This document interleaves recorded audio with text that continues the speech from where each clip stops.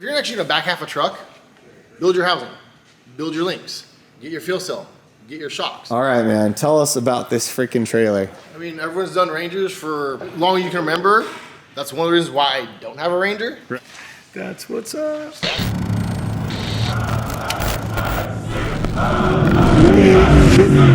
What's up, guys? We're over here with Ben Prawl and his F-150. Ben, this thing's pretty cool. This is like the cool guy vehicle right now, man. I mean, everyone's done Rangers for as long as you can remember. That's one of the reasons why I don't have a Ranger. Well, dude, this looks awesome. So what year, make, model, all this good stuff? Tell us about this truck. 96 F-150.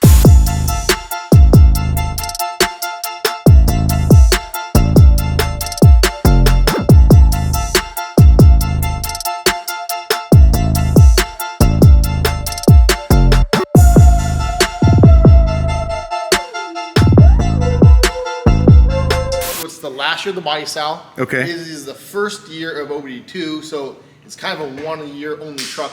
Okay. Because of the OBD2. Okay. Which has made finding some parts kind of hard. Okay. But other than that, it's the roller cam 5.8, mass airflow. Nice. Those add a little bit more horsepower than the older body styles did. Right. So how are you feeling about the power plant right now? Power plant's good. It's been dyno tuned with some power add-ons. Yeah. 180 horsepower, 255 pounds of torque to the wheels, which doesn't sound like a lot, but it made a big difference on this truck. Right. And you hear people talk about, all these horsepower. Yeah. That's where most of them haven't had them dyno. Right. So Right. when you actually have an actual dyno sheet and go, hey, look, this is what makes it to the wheels. It's different. So yeah, man, if you don't mind, take us through this thing, man. The light package on this thing, man. So all the lights throughout the whole truck, other than the dome itself, are all GG lighting. GG lighting, right on. He's a buddy of mine. I actually went to college with him, had a couple automotive classes with him. Nice. And after that, we became buddies, and I started buying some of his lights. So very cool. How do these things work in the desert? They were pretty good. I need a little more throw than what's on the truck, so I need to go with a light rack on the back of the cab. Oh, okay. That's probably the next upgrade for the truck was probably do a light rack for this, especially for this season. Okay. So I heard a rumor that you don't tow this. No, I actually don't have a tow rig. Okay. I actually do tow with this. And there it is. So we'll go into that. Yeah, dude. We'll check that out in a second. So that's pretty cool. This doesn't ever get towed to the desert. Yeah. But sometimes it does get towed home. It does. All right. Fair enough, dude. Fair enough. I see some Giant stuff on here. Yeah. Jeff's a really good dude. I've known him for 7 or 8 years probably by now. Okay. He's got his beam kit, but my own radius arms. Okay. I wanted a longer radius arm than he was offering. Okay. Why is that? Years ago, when the truck was kind of first caged in the first beam kit, I actually put the truck in a rain rut and bent the frame right where you're kind of filming. Oh, shoot. Okay. You can kind of see a little bulge in the frame rail, maybe. Okay. And so I wanted a longer radius arm to go past that, and I also wanted to make a trans cross member. Oh, okay. So that's what you got. I like how the Cambergs, the beam kits use a cross member. Got it. Trans. I wanted to make one out of that. So I tied it all in as one unit. So you feel by doing that, you're totally like strengthening the subframe. Strengthening the frame. Yeah. It looks really good with these really long radius arms, I think. So you got the Giant beams up front. Giant beam kit. I got Kings up front. 16-16 2530. Okay. 2.5 bump stop. It's a 4-inch stroke shortened to 2.5 or 2-inch stroke. Okay. Why is that? With the bypasses, you don't need a 4-inch stroke.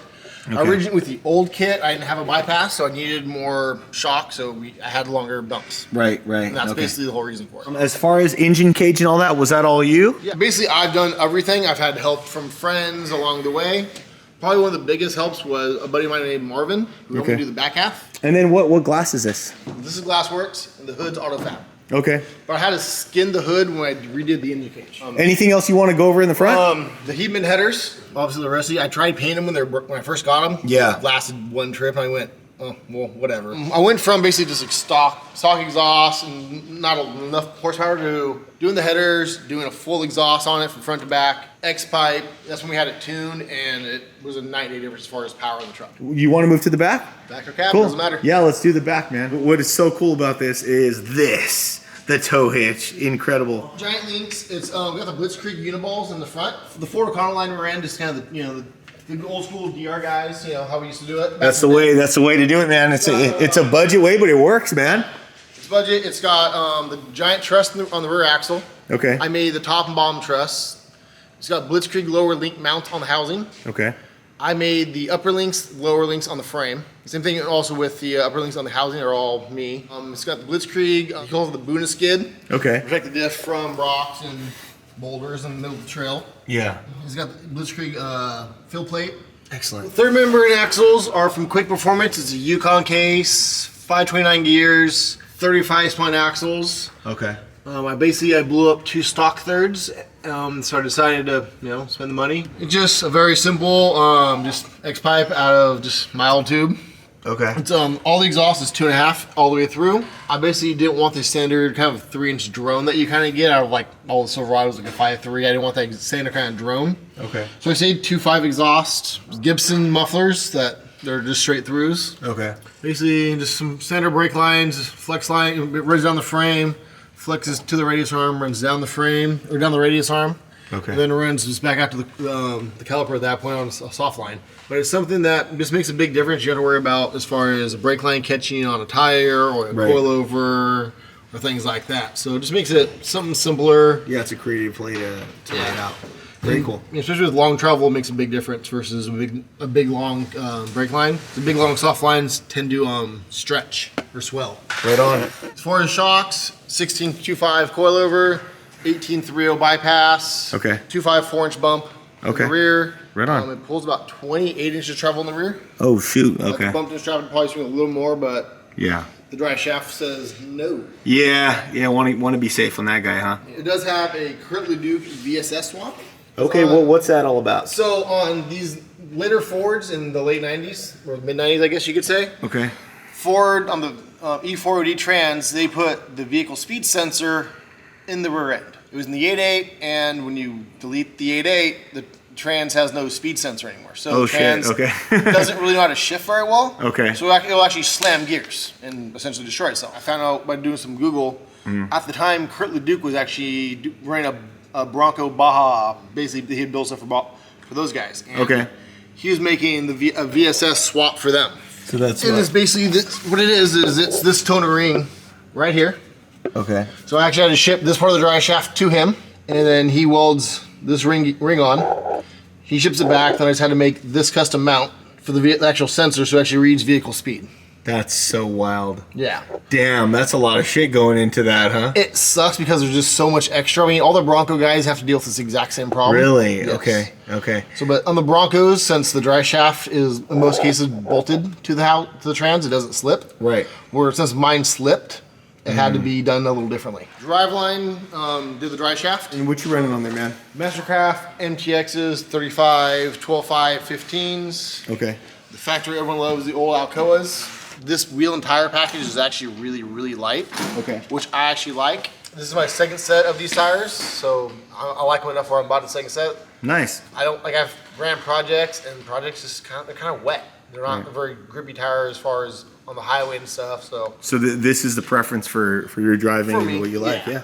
My wheeling the truck, we shorten the wheelbase 8 inches. If you're actually in a back half a truck, build your housing, build your links, get your fuel cell, get your shocks, get everything. All the expensive high-end parts that are going to sit you down for 6 months. Right. So that's what I did. I had the housing built, I had the links built, I had the shocks. Nice. So basically all we did was cut, make link mounts, throw a tube in the truck. So as soon as it came in, you guys were ready to rock. Yeah, the first night we cut the back of the truck off and we had the link swinging. Damn. Fuel cell. What's up with this guy? Well, it's actually not a fuel cell. It's actually a Ford Bronco tank. Oh, okay. Since the wiring just swapped over and all I had to do was just run a couple fuel lines. That makes sense.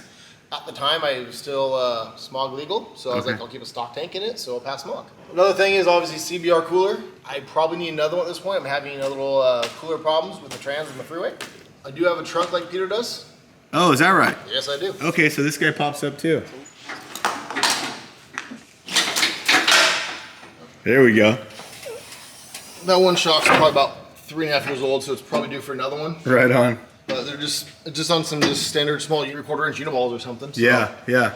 It works great. All the paneling is all steel it. So necessary.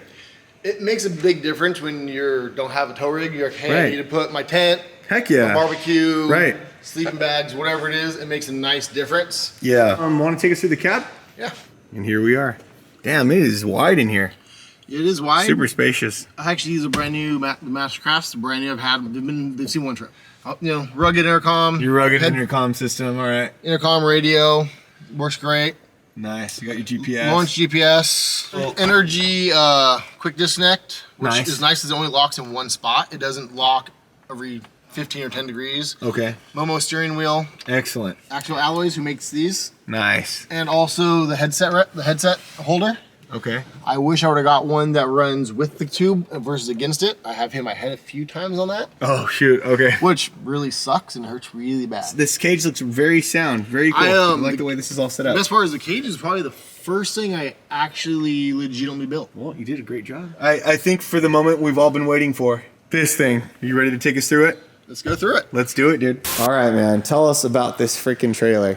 Everyone's kind of seen a truck bed, some lawn mowers in the back of it or whatever. Yeah. And with not having a tow rig at this point, I got sick of sleeping in tents. I got sick of the weather being cold, it's windy, your mattress goes flat at night.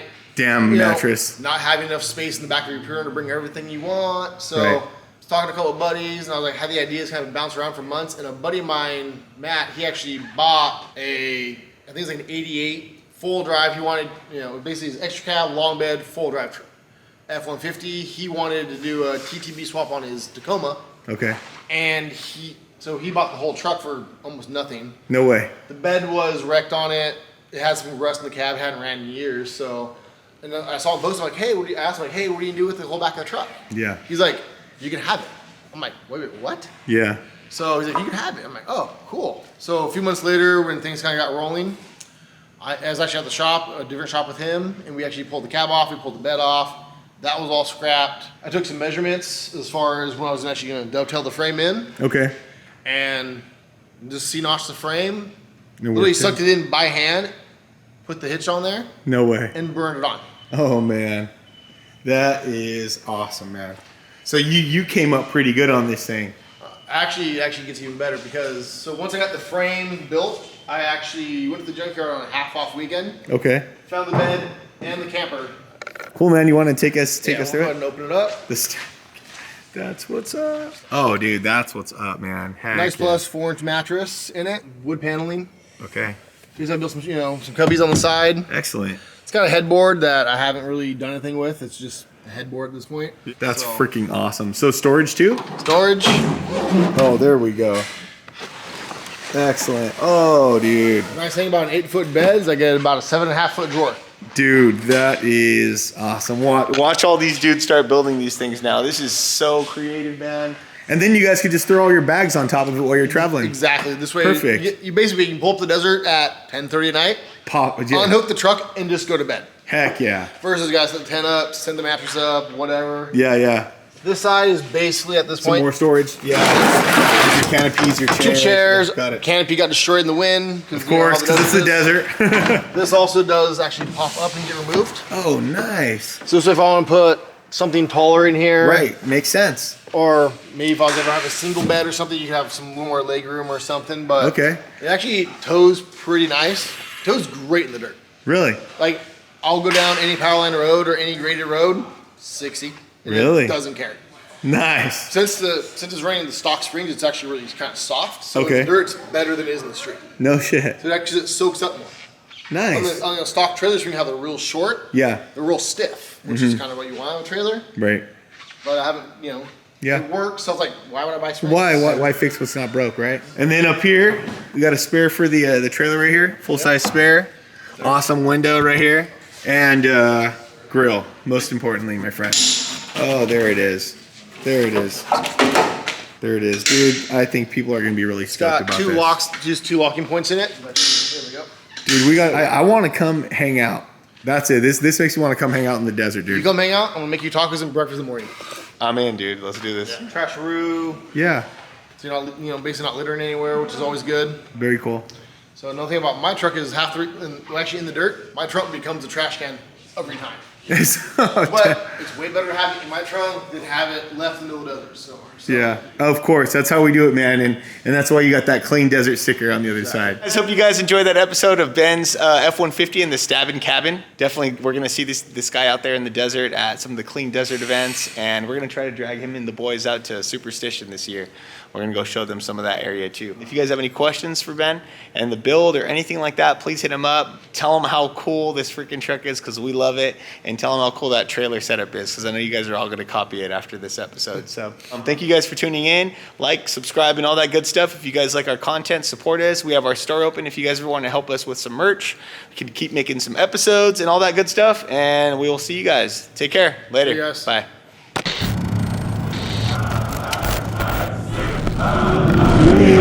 Run!